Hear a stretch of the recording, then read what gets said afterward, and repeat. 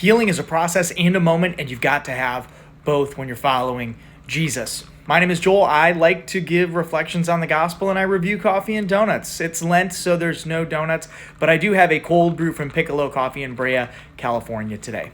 But before we get to that, we've got to get into the Gospel of John and an incredible account, one of my favorites in the Gospel of John, of Jesus raising Lazarus from the dead. There's so much going on in this particular narrative in the Gospel of John, but the part I want to focus on is when Lazarus comes out of the tomb. He is still wrapped in his bandages. Now let's pause here, because Jesus has just raised Lazarus from the dead. And Lazarus wasn't a little dead. Lazarus was a lot dead. Lazarus was in the tomb for several days, and Jesus raises him. And when he comes out, John notes that he's still in his burial cloths. And Jesus gives an instruction for people to go and unbind him. This is a common occurrence when Jesus raises people from the dead, which happens a couple of times within the Gospels. He always has some action to be done for that person after they're raised from the dead. There's a little girl who he asked the people to feed her, which is kind of a weird request, but I guess you're hungry after you've been,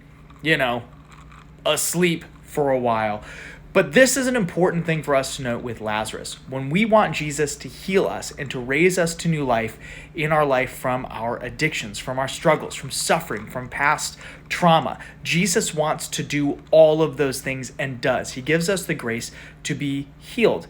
But then he brings people into our lives to help unbind us, because in addiction recovery, in trauma recovery, there's always next steps with therapists and counselors, behaviors and lifestyle changes that have to take place for us to be unbound so that we can truly be free. So it's a two-part process. Jesus does heal us and gives us the grace to be healed, and then invites other people into our life to continue that process of healing. All right, we got a cold brew from Piccolo in Brea, California. We're going to give this a shot. I love a cold brew coffee.